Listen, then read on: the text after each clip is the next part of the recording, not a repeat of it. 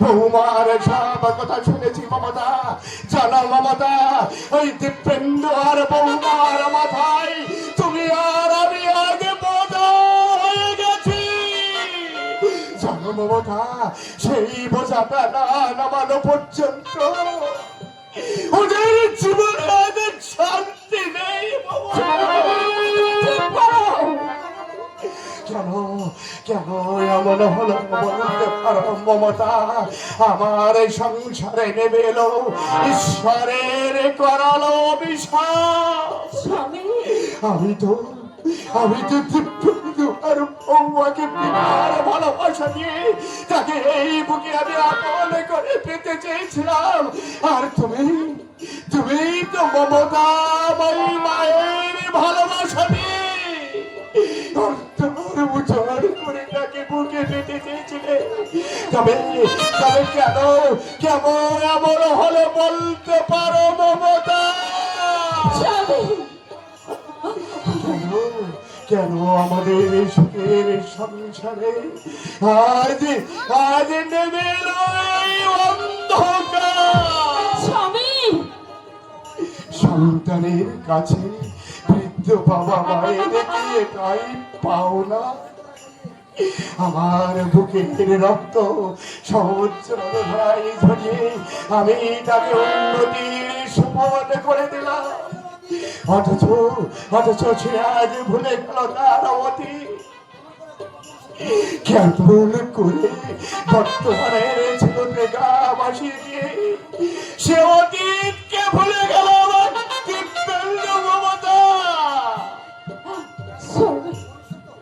তার বিবেক, তার মনুষ্যত্ব একটি বার ধিক্কার দিয়ে উঠল না। মৃত্যু হয়ে গেল মমতা। আমার স্বামী কিছু মৃত্যু হয়ে গেল। তুমি এইভাবে ভেঙে পড়ো না।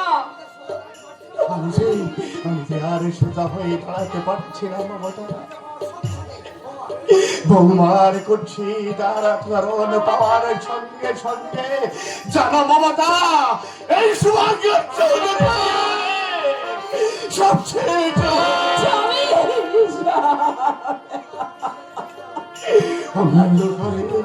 আর মাঝে যে আশার আলো আমি দেখেছিলাম তা আমার জীবন থেকে সব শেষ হয়ে গেল। এই অন্ধকার একদিন দূর হবেই। দীপেন্দু আর বৌমা ওরা একদিন না একদিন ওদের ভুল ওরা বুঝতে পারবে। না মমতা না, এই যে আমারই কর্মফল, এই শাস্তি যে আমাকে পেতে হবে, তা না হলে যে আমার পিতার অভিশাপ মিথ্যে হয়ে যাবে। কি বলছো তুমি মমতা? 30 বছর আগের একটি ঘটনা তোমার যে আমার মনকে কুড়ে খায়। বিয়ের রাত্রে যখন মমতা একটিবার চিন্তা করে দেখো, বিয়ের রাত্রে বর বনের টাকা না দিতে পারায় সেই আসর থেকে বর যখন চলে তখন অসহায় কন্যার বাবা মা আমারই হাত ধরে কান্নায় ভেঙে পড়ল। শুধুমাত্র তাদের দুটি চোখের জল এক দেখে যদি রাত্রের মধ্যে কন্যাকে সম্প্রদান না করতে পারে লগ্নভ্রষ্টা। অন্যদিকে মমতা সকাল বেলায় সমাজে তাদেরকে এক ঘরে করে দেবে।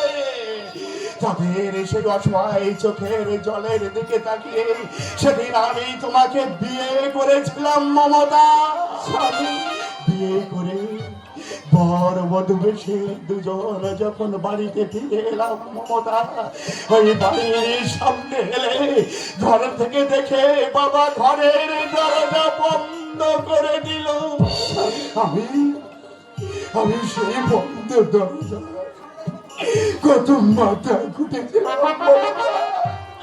আমি বাবাকে শুধু বোঝাতে চেয়েছিলাম, কিন্তু না মমতা না। বাবা ঘরের মধ্য থেকে প্রতিজ্ঞা করলো এই কুলাঙ্গার সন্তানের মুখ সে কোনদিন দর্শন করবে না। হ্যাঁ, বাবার মনের মতো পাত্রীকে তুমি বিয়ে না করায় বাবা খুব আঘাত পেয়েছিল। তাই তো আমার জীবনে অভিশাপ নেমে এলো মমতা। ওসব পুরনো কথা মন থেকে মুছে ফেলো, ওতে শুধু দুঃখই বাড়বে। আমার বর্তমান অবস্থা যে ওই পুরানো দিনের কথাগুলো আমাকে মনে করিয়ে দেয় মমতা। বলতে পারো মমতা, আমি যখন আমার নিজের বাবা মাকে যখন আমি সুখী শান্তিতে রাখতে পারিনি, তবে কেন আমি সন্তানের কাছ থেকে এতটুকু সুখ আশা করবো? বলতে পারো মমতা, শেষ হয়ে গেল এই সুখ। জানো মমতা, আজ আমার চোখে যে চোখের জল পড়ছে, এই চোখের জল দিয়ে আমার শেষ জীবন পর্যন্ত এই পৃথিবী থেকে এমনি করে আমাকে বিদায় নিতে হবে। আমি তো বলে পিঠে করে মমতা দিব্যেন্দুকে মানুষ করেছিলাম, আর বৌমা এসে এমন আঘাত আমি আর সইতে পারছি না মমতা, আমি আর সইতে পারছি না। দুঃখ দিয়েছো ক্ষতি নেই, কিন্তু দুঃখটুকু সইবার শক্তি তুমি আমাকে দিও ঠাকুর, দুঃখ সইবার শক্তি।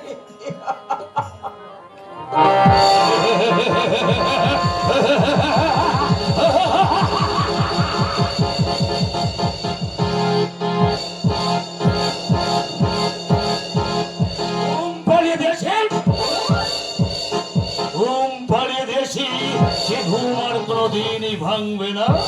আমার পৌরসভে এসে গেছে সুন্দরী শ্যামলী। শেষবারের মতো তুমি ফোঁস করে উঠেছিলে, কিন্তু শেষ রক্ষা করতে পারলে না।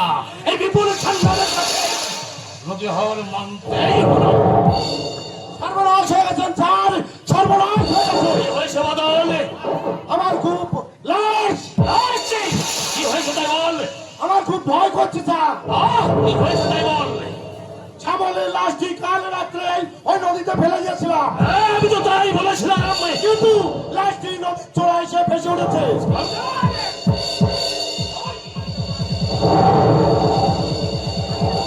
আমি না তোকে মাছ নদীতে ভাসিয়ে দিতে বলেছিলাম, আর তুই কিনা? আমিও তো তাই দিয়েছিলাম স্যার। আমার আপনি বিশ্বাস করুন, লাশটা চড়াই এলো কি করে? আমি তো তাই ভাবছি। জেলেরা নদীতে মাছ ধরতে গিয়ে ভোর রাত্রে শ্যামলীর লাশটা আবিষ্কার করেছে। দেখে এলাম গ্রামের লোকজন জটলা বেঁধে ওখানে পাকাচ্ছে। তাহলে এখন উপায়, উপায় আমাদের খুঁজে বার করতেই হবে। উপায় শ্যামলীর দাদা ওই রমেশ আসছে, মনে হয় আপনি খুন করেছেন সেটা জেনে গেছে। স্যার আমার ভয় করছে, বাইরের ওই দরজা বন্ধ করে দেবো না। তাদের সন্দেহ আরো বাড়বে। আচ্ছা তুই এক কাজ কর, এদিকে শোন, এই শোন, অভিনয় করতে হবে বুঝলি? অভিনয় না না বদল, বিশ্বাস করতে পারছি না। শ্যামলের মতো নিষ্পাপ মেয়েরা সকালে ক্লান্তিত হলেও এই জন্য জঙ্গলে বাস করছি। মানুষের কোনো নিরাপত্তা নেই, গরু ছাগলের মতো মানুষের লাশ খেয়ে খাবার করে থাকবে। যেমন করে হোক শ্যামলের খুনিকে আমাদের খুঁজে বার করতেই হবে। এমন শাস্তি দেব, শাস্তি তোমাকে পেতেই হবে। এসো এসো রমেশ এসো। এতক্ষণ তোমার কথা বলছিলাম, একটু আগে শুনলাম শ্যামলের লাশ নাকি নদীর চড়াই উঠেছে। খুব আশ্চর্য হয়ে যাচ্ছ। আশ্চর্য হবো না, শ্যামলের মতো নেই। আহা, আমাকে দাদা দাদা বলে গান, অথচ সেই শ্যামলী আমাকে আর কোনোদিন দাদা বলে ডাকবে না। এই যে আমার ভাবতে কত কষ্ট হচ্ছে, আপনাকে বোঝানো হতে পারবো না। একবার শেষবারের মতো শ্যামলীর লাশ যাবো, ওই নিশ্চয়ই যাবো। আর শুধু গেলেই হবে না, শ্যামলের খুনিকে আমাদের খুঁজে বার করতেই হবে। তাকে আমরা এমন শাস্তি দেবো।